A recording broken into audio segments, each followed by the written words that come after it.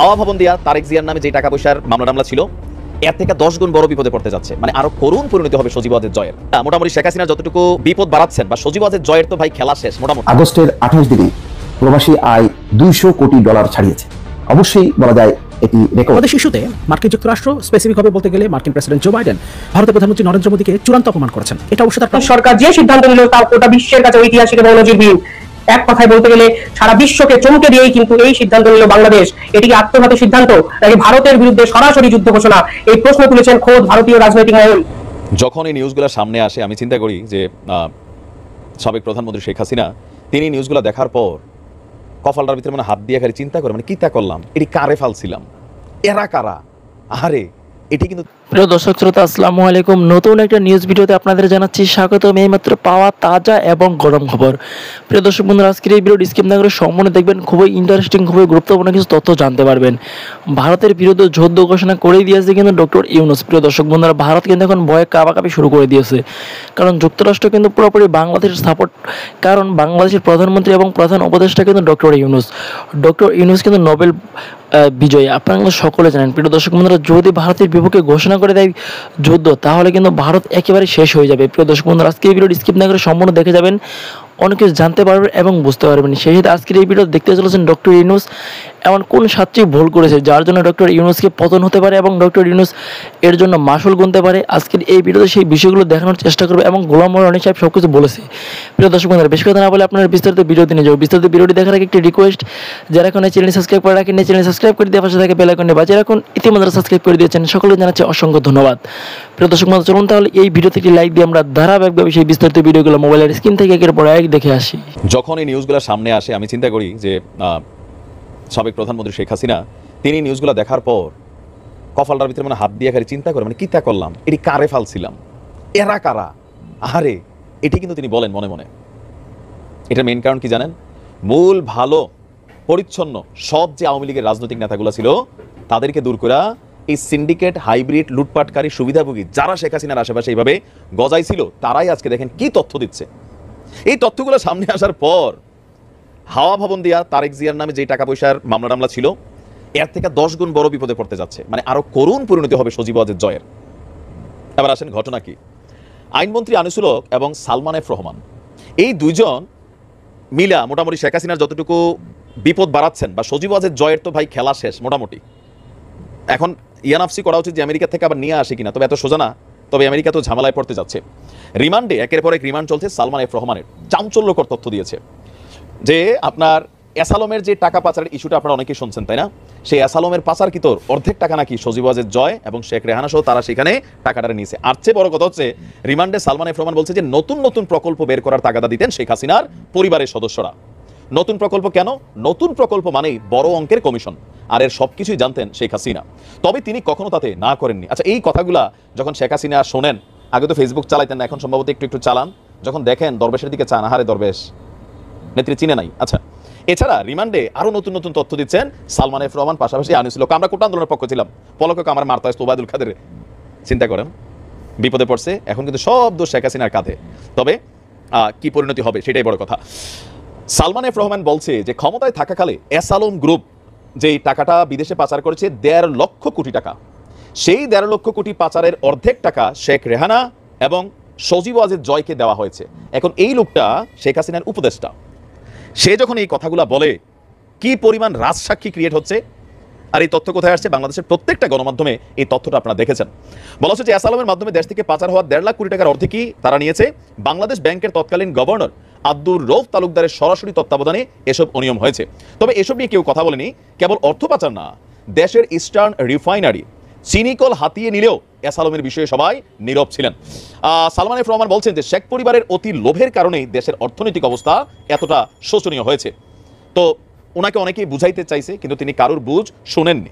আর নিজের দোষটা এসে বলছে রাষ্ট্রায়ত্ত জনতা ব্যাংকে লুটপাটের জন্য বেছে নিয়েছিল সালমান এফ রহমান। নিজের পছন্দের মতন চেয়ারম্যান এমডি নিয়োগ দিত, আর পছন্দ না হলে বাদ দিয়ে দিত। যে মোটামুটি যে 36,000 কোটি টাকা সালমান এফ রহমান লুট করছে, এর মধ্যে 7,000 কোটি টাকা সম্ভবত জনতা ব্যাংক থেকে সে মাইরা দিছে। এক এক মন্ত্রী রিমান্ডে যাচ্ছে যারা খুবই গুরুত্বপূর্ণ সেক্টরগুলোকে পরিচালনা করতেন এবং কি যারা শেখ হাসিনার খুবই কাছের লোক। কালকে যদি ওবায়দুর রহমানরেও ধরে, ওবায়দুল কাদেরকে ধরে, সেও দেখবেন আরো কত কথা কইয়া শেখ হাসিনা শেষ করে দিবে। এটা হচ্ছে রাজনীতি। তবে নাও বলতে পারে, কিন্তু 111 সরকারের সময় অনেক তথ্য কিন্তু দিয়ে আসছিল। তখন বলছিল এই সরকারটা রাজনীতিবিদদের পাঠশালা। তো সেই পাঠশালা থেকে পার হয়ে আইসা ভুইলা গেছিল যে আসলে কি শিক্ষা দেওয়া হয়েছিল। এখন এগুলো মামলা হতে যাচ্ছে। তারেক রহমান তো আর এত বড় টাকা নিয়ে ওনার আসছে না, বা আওয়ামী লীগ 15 বছর ক্ষমতায় থেকেও এটা কিন্তু প্রমাণ করে তারেক রহমানের বিরুদ্ধে কোনো ইনভেস্টিগেশন বা অ্যাকশনে যাইতে পারে নাই। এখন সজীব ওয়াজেদ জয়ের অবস্থা কি হবে? অবশ্য আবার ক্ষমতায় আসলে এগুলো রাতারাতি সরে যাবে, এটাই বাংলাদেশের সিস্টেম। তো ভালো থাকুন, আসসালামু আলাইকুম। আগস্টের 28 দিনে প্রবাসী আয় $200 কোটি ছাড়িয়েছে। দর্শক, এটি এই সংকটময় মুহূর্তে অবশ্যই বলা যায় এটি রেকর্ড একটি ইনকাম।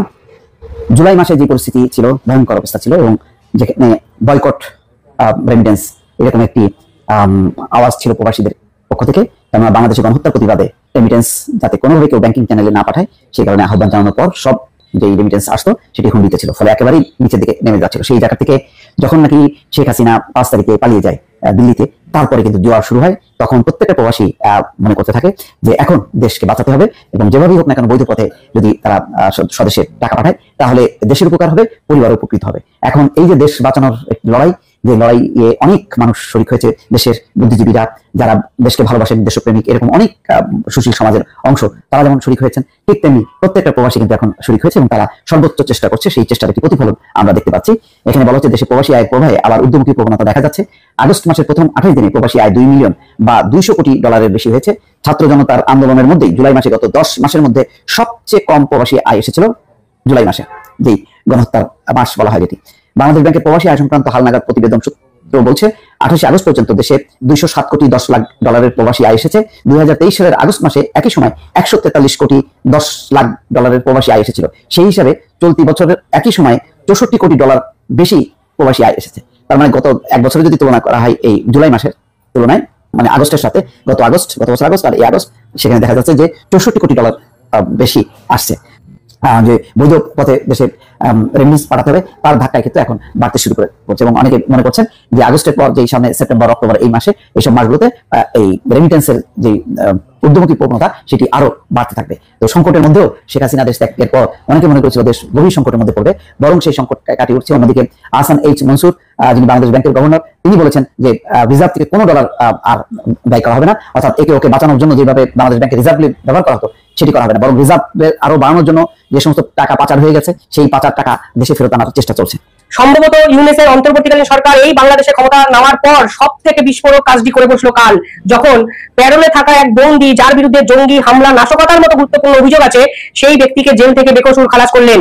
আরো জেনে অবাক হবেন, ভারত সম্পূর্ণভাবে চেয়েছিল ওই ব্যক্তি যেন জেলে থাকেন, কারাগারে থাকেন। ভারত তার বিরুদ্ধে একাধিকবার জঙ্গি, নাশকতার মতো গুরুত্বপূর্ণ অভিযোগ করেছেন। সেই ব্যক্তির যে সংগঠন তাকে বারংবার হাসিনা সরকার ব্যান করেছেন, তা সত্ত্বেও সেই ব্যক্তি বারংবার জেলে যাওয়ার পরেও ইউনিস সরকার যে সিদ্ধান্ত নিল তা গোটা বিশ্বের কাছে ঐতিহাসিক এবং নজিরবিহীন।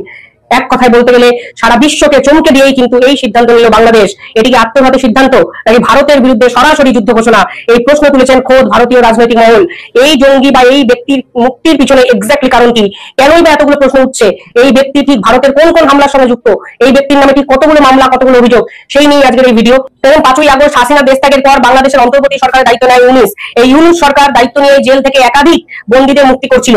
কখনো জামাত শিবিরের নেতা, কখনো বিএনপির আইনত অভিযুক্ত বিভিন্ন নেতাদের প্যারোলে মুক্তি দিয়েছেন এই অন্তর্বর্তীকালীন সরকার। কিন্তু সব থেকে বড় পদক্ষেপটি সম্ভবত নিল এ মাসে, ঠিক যখনই এক জঙ্গি, কোট আন করে জঙ্গি শব্দটা তার সঙ্গে অ্যাটাচ করা হয়েছে, সেই অভিযুক্ত এক ব্যক্তিকে এবং সেই সংগঠনের প্রধানকে জেল থেকে ছেড়ে দেওয়া হলো। কেন বলছি এত কথা? আপনি যদি দেখেন তাহলে দেখতে পাবেন গত সোমবার আনসারুল্লাহ বাংলা টিমের প্রধান জসিমউদ্দিন রহমানীকে প্যারোলে মুক্তি দিয়েছে বাংলাদেশ সরকার। এই আনসারুল্লাহ গোষ্ঠীর সরাসরি যোগ রয়েছে আল কায়দা গোষ্ঠীর সঙ্গে, আর এর ফলেই জাতীয় নিরাপত্তা নিয়ে সরাসরি উদ্বেগ বাড়ল ভারতের। শুধু তাই নয়, এই আনসারুল্লাহ গোষ্ঠী কোন কোন কাজের সঙ্গে যুক্ত আপনি যদি আরো গভীরে গিয়ে দেখেন তাহলে দেখতে পাবেন 2013 সালের 15ই ফেব্রুয়ারি রাজীব হায়দার নামে এক বাংলাদেশি ব্লগারকে ঢাকায় তার বাড়ির সামনে কুপিয়ে হত্যা করা হয়। তো মোহাম্মদ ইউনূস এখন রাষ্ট্র ক্ষমতা পরিচালনা করছেন। বেশি দিন নয়, মাত্র 2 সপ্তাহ হলো তিনি ঠিক প্রধানমন্ত্রীর যে চেয়ারটি, সেই চেয়ারটি পরিচালনা করছেন তার প্রিয়জন এবং আপনজনদেরকে নিয়ে। তবে এখন পর্যন্ত যতটুকু আমরা জানতে পেরেছি যে কোনো রকম দেশি এবং বিদেশি কোনো চাপ তার উপরে নেই। তিনি নিজের ইচ্ছায়, নিজের পছন্দে চলছেন। কারা উপদেষ্টা হবেন, কারা সচিব হবেন এবং গুরুত্বপূর্ণ পদ পদবিতে কারা বসবেন, এই পুরো জিনিসটি তিনি স্বাধীনভাবে করতে পারছেন। ফলে তার এই যে সাম্প্রতিক কর্মকাণ্ড, সেই কর্মকাণ্ডের ব্যাপারে আমরা প্রথমত বলতে পারি যে তিনি স্বাধীনভাবে কাজ করছেন। স্বাধীনভাবে কাজ করার মতো তার তাগত রয়েছে, শক্তি রয়েছে। এবং আগামী দিনগুলোতে যদি তার এই কর্মের ফলে দেশের উন্নয়ন ঘটে, সংস্কার হয়, ব্যাপক পরিবর্তন হয়, বহির্বিশ্বে আমাদের মান মর্যাদা বৃদ্ধি পায়, তাহলে তাকে নিয়ে যে মিথ ছিল মানুষের মনে, তিনি জ্ঞানী, গুণী, বিশ্ববিখ্যাত ব্যক্তি, তিনি সব পারেন এবং তাকে ওন করা আমাদের জন্য গৌরবের বিষয়। এরকম প্রচার এবং প্রপাগান্ডা আমরা যারা চালিয়েছিলাম, আমাদের খুশির সীমা পরিসীমা থাকবে না। কিন্তু তিনি যদি ব্যর্থ হন, তাহলে এই যে জেনারেশন জে বা জেনারেশন জেড, যে তারুণ্য এই বিপ্লবটি ঘটালো এবং সেই তারুণ্যের যে অভ্যুত্থানের সঙ্গে আমজনতা, সাধারণ জনতা তারা যোগদান করলেন এবং তার ফলে ডক্টর মোহাম্মদ ইউনূস এবং তার সঙ্গী সাথীরা যে ক্ষমতায় বসলেন। কোনো কারণে যদি ডক্টর ইউনূস ফেল করেন, পরাজিত হন, ব্যর্থ হন, আল্লাহ না করুক, প্রথমে নাউজুবিল্লাহ বলে নিচ্ছি, যদি এমন পরিস্থিতি হয় তাকেও শেখ হাসিনার মতো চলে যেতে হয়, পালিয়ে যেতে হয়, কিংবা এমন যদি হয় তিনি হঠাৎ করে আমেরিকা চলে গেলেন আর এলেন না, কিংবা ইতিপূর্বে তিনি যখন রাজনৈতিক দল করেছিলেন, এটা তার রেকর্ড রয়েছে, তার সঙ্গে অনেকে যোগদান করেছিলেন এবং তার উপর নির্ভর করেছিলেন, কিন্তু শেষ মুহূর্তে এসে তিনি একেবারে 180 ডিগ্রি অ্যাঙ্গেলে গিয়ে বললেন আমি রাজনীতি বুঝি না, রাজনীতি করবো না, এটা ভুল হয়েছে, এবং তিনি একেবারে এয়ারপোর্টে এসে সেই কানে ধরে জাতির কাছে মাপ চাইলেন। এই ঘটনা যখন ঘটেছিল সে আজ থেকে 15 বছর আগে, তার আগে 16 বছর আগে, তখন তার তারুণ্য ছিল, বয়স ছিল, তাগত ছিল। এখন তিনি বয়সের ভারে নুজু, কাজেই আগের মতো তার তারুণ্য নেই, শারীরিক শক্তি নেই, মনোবল নেই, কিন্তু মেধা যোগ্যতা হয়তো আগের চেয়ে বেশি আছে, অভিজ্ঞতা আগের চেয়ে বেশি আছে। তো এই কারণে তার সফলতার কোনো বিকল্প নেই আমাদের জন্য। কারণ হলো যদি তিনি ব্যর্থ হন, তাহলে এই যে তরুণ যারা জেনারেশন, লাখ লাখ তরুণ, যাদের ঘাম, যাদের অশ্রু, চোখের জল, যাদের রক্ত একাকার হয়ে গেছে বাংলার জমিনে, এবং এই রক্তের উপর দাঁড়িয়ে আজকের এই গণঅভ্যুত্থান কাজ করছে, যদি কোনো তৃতীয় শক্তি আসে, যদি কোনো অশুভ শক্তি আসে, তাহলে এই লক্ষ লক্ষ তরুণের ঘর বাড়ি জ্বালিয়ে দেওয়া হবে। আমরা যারা বড় বড় কথা বলছিলাম, আমাদেরকে জীবন্ত কবর দেওয়া হবে। আমরা যারা দেশের মধ্যে আছি, জীবন্ত কবর। এখানে যাদেরকে এখন আইন আদালতে তোলা হচ্ছে, গ্রেপ্তার করা হচ্ছে, এটা তারা অনেক সৌভাগ্যবান। কিন্তু আগামীতে যদি আমরা পরাজিত হই, আমরা এই সুযোগটা পাবো না। আমাদেরকে একেবারে জীবন্ত ভস্য করা হবে, চিতায় ফেলে আমাদেরকে জ্বালিয়ে দেওয়া হবে, অনেককে একেবারে জীবন্ত পুঁতে ফেলা হবে, এবং আমাদের বাড়িঘর এমনভাবে মিশিয়ে দেওয়া হবে, মনে হবে এখানে কোনো বাড়িঘর ছিলই না। কাজী ডক্টর ইউনূস কোনো একক ব্যক্তি নন, তার ইচ্ছার সঙ্গে আমাদের জীবন জড়িত, তার সফলতার সঙ্গে আমাদের বেঁচে থাকার যে আকাঙ্ক্ষা, সুখ, শান্তি এবং সমৃদ্ধি জড়িত। কাজী তাকে তেল মারা যাবে না, পুতুপুতু করা যাবে না, তাকে নিয়ে তাকে প্রতি মুহূর্তে সচেতন রাখার জন্য অত্যন্ত বিনয়ের সঙ্গে, যাতে তার মনে কষ্ট না লাগে, এইভাবে কিছু কথা বলতে হবে। আমি শুরু করেছি, অনেকেই শুরু করেছেন, আমি চেষ্টা করছি যেন কোনো অবস্থাতেই এই প্রবীণ মানুষটি, সম্মানিত মানুষটি আমার দ্বারা আঘাতপ্রাপ্ত না হন। কিন্তু আমি অতীতে শেখ হাসিনাকে নিয়ে অনেক নির্দয় সমালোচনা করেছি, সে 2009 সন থেকেই। আপনারা যারা নিয়মিত আমার টক শো দেখেন, ভিডিও দেখেন, লেখালেখি পড়েন, তারা হয়তো জানেন। তো সে তুলনায় আমি ডক্টর মোহাম্মদ ইউনূসের ব্যাপারে আমি হৃদয়ের যে অর্ঘ্য, প্রেম, ভালোবাসা, প্রণতি, ঠিক সেইগুলোকে রেখে আমার পিতা, আমার কাকা, আমার দাদা, আমার সন্তান, আমার প্রিয়জন, তাদেরকে আমি যেভাবে অত্যন্ত বিনয়ের সঙ্গে যে বিষয়গুলো বলি, সেই কথাগুলি আমি তাকে বলছি। এই যে ক্ষমতা গ্রহণ করার পর থেকে তার মধ্যে যে সমস্যাগুলো দেখা দিচ্ছে, এই সমস্যাগুলো যদি তিনি দূর করতে না পারেন, তার সফলতার কোনো সম্ভাবনা নেই। তিনি বিপুল গৌরবে পরাজিত হবেন। এক এক করে বলছি। তার প্রথম সমস্যা হলো তার মধ্যে সুলতান ফিরোজ শাহ তুগলক সিনড্রোম দেখা দিচ্ছে। 2014 সন থেকে এই সিনড্রোমটি শেখ হাসিনার মধ্যে দেখা দিয়েছিল এবং এটি বাড়তে বাড়তে বাড়তে বাড়তে শেখ হাসিনার পতন পর্যন্ত তাকে পৌঁছে দিয়েছিল। এখন সুলতান ফিরোজ শাহ তুগলকের যে সিনড্রোম, এটা কি? যেহেতু তিনি পণ্ডিত ব্যক্তি, তার আশেপাশে অনেক পণ্ডিত ব্যক্তি রয়েছেন, কাজে এটা বলতে গেলে এই ভিডিওতে অ্যাটলিস্ট 30 থেকে 35 মিনিট সময় লাগবে। আমি শুধুমাত্র ইঙ্গিত দিয়ে দিলাম যে দিল্লিতে সুলতান মোহাম্মদ বিন তুগলকের পর যিনি দিল্লির সিংহাসনে বসেছিলেন অনবদ্যা এবং দীর্ঘ সময় তিনি ক্ষমতাতে ছিলেন, তার মধ্যে একটা দুর্বলতা ছিল। রাষ্ট্রবিজ্ঞান এবং রাজনীতির ভাষায় এটাকে ফিরোজ শাহ তুগলক সিনড্রোম বলা হয়। এবং ওই সমস্যা আমি যে কজন ঐতিহাসিক ছিলেন, ফেরেশতা, তারপর মিনহাজুস সিরাজ, তারা সবাই স্পষ্টভাবে এই বিষয়গুলো লিখে গিয়েছেন এবং রাজনীতির অনেক বইতে এই সিনড্রোম সম্পর্কে, এমনকি অপরাধ বিজ্ঞানের বইতেও এই সিনড্রোম সম্পর্কে বিস্তারিত বিবরণ রয়েছে। ডক্টর ইউনূস এবং তার যেহেতু একটা গবেষণা সেল রয়েছে এবং অনেক বিজ্ঞ ব্যক্তি রয়েছেন, এই বিষয়গুলো উপস্থাপন করে তার কাছে যদি দেয়া হয়, তৈরি করে দেওয়া হয়, এবং তিনি যদি সিনড্রোম থেকে মুক্ত হন, আশা করি তিনি অনেক ভালো করতে পারবেন। তার 2 নম্বর যে সমস্যা, তিনি মন এবং মানসিকতায় চট্টগ্রামের বাইরে যেতে পারছেন না এবং গ্রামীণ ব্যাংকের বাইরে যেতে পারছেন না। এবং তিনি যেভাবে গ্রামীণ ব্যাংক চালিয়েছেন, তার প্রতিষ্ঠানগুলো চালিয়েছেন এবং চট্টগ্রামের যে অঞ্চল থেকে এসেছেন, এই আঞ্চলিকতা এই অল্প সময়ের মধ্যে তার উপর যেভাবে ভর করেছে, এটি কোনো অবস্থাতেই তার জন্য শুভ পরিণয় বা পরিণতি বয়ে আনবে না। এটা থেকে তাকে বের হতে হবে, তাকে সার্বজনীন হতে হবে। কেন গ্রামীণ ব্যাংকের নূরজাহান বেগমকে তার লাগবে, এগুলো নিয়ে কথা হচ্ছে। কেন লামিয়াকে তার লাগবে, একেবারে সিনিয়র সচিব পদে লামিয়াকে প্রমোশন দিয়ে তার পাশে বসাতে হবে কেন? সিভিল সার্ভিসে, মিলিটারি সার্ভিসে, তারপর অন্যান্য জায়গা থেকে লোক নেই, কেন এই জায়গাগুলোতে লাগবে? এগুলো নিয়ে খুবই নেতিবাচক কথাবার্তা হচ্ছে। উনি বয়স্ক মানুষ, সব কথা তার সামনে কেউ বলতে পারে না, কিন্তু এই জিনিসগুলো ঘটছে, এই জিনিসগুলো ঘটছে। এবং বিশেষ করে যেখানে পুরুষের সাথে নারী আছে, নারীর সঙ্গে পুরুষ আছে, বিশেষ করে রাষ্ট্র ক্ষমতা যারা পরিচালনা করেন তাদেরকে এই ব্যাপারে খুবই খুবই সতর্ক হতে হয়। বাদশাহ হারুন আর রশিদের মতো মানুষ, তিনি যে বিপদে পড়েছিলেন শুধুমাত্র একজন রমণীর কারণে, যুদ্ধ হয়ে গিয়েছিল, এই জিনিসগুলো জানতে হবে। একজন রমণীর কারণে সম্রাট জাহাঙ্গীর সম্রাট আকবরের মধ্যে পিতা পুত্রের মধ্যে যুদ্ধ হয়ে গিয়েছিল। এরপর একটার পর একটা তার জীবনে অনেক নারী এসেছে বাদশাহ জাহাঙ্গীরের জীবনে, এবং সবগুলো নারীর জন্যই অসংখ্য খুন খারাপি হয়েছে, বদনামি হয়েছে, সমস্যা হয়েছে। এবং সম্রাট আকবরের জীবনেও ঠিক একই সমস্যা। এখন রাষ্ট্র চালাবেন, ভালো কথা, সব মিলিয়ে আপনি আপনার মতো করে নর্মাল ওইটা রাষ্ট্রের একটা যে প্রোটোকল আছে সেই প্রোটোকলের মধ্যে আপনি অনেক কিছু করতে পারেন। এটা দয়া করে তিনি যদি দেখেন যে গ্রামীণ ব্যাংকের মতো করে, গ্রামীণ ফোনের মতো করে, কোনো প্রাইভেট বা কর্পোরেট হাউসের মতো করে আসলে পাবলিক অফিসগুলো কখনোই চলে না। আর যিনি নেতা হবেন, 18 কোটি মানুষের নেতা হবেন, তিনি চট্টগ্রামের জোবরা গ্রামের বাসিন্দা হিসেবে তার মন মস্তিষ্ক সেই দিকে মোতবাজ করে রাখলে এই জিনিসটি হবে না। তারপরে যে বিষয়টি সেটা হলো তার মধ্যে এখনো পর্যন্ত প্রো পিউপিল, সাধারণ আম জনতার সঙ্গে তার যে ইন্টারাকশন, এটা স্বাভাবিক নয়। যেমন তিনি খুব আবেগের বশবর্তী হয়ে শহীদ সাইদের বাড়িতে গেছেন, সেখানে যে কথাগুলো বলেছেন, সেখানে কান্না করার চেষ্টা করেছেন। তার পিছনে দাঁড়িয়ে জনৈক ছাত্র নেতা বা সমন্বয়ক, তিনি চোখ পিট করে বারবার চোখের পানি বের করার চেষ্টা করেছেন। এই দৃশ্যগুলো আসছে।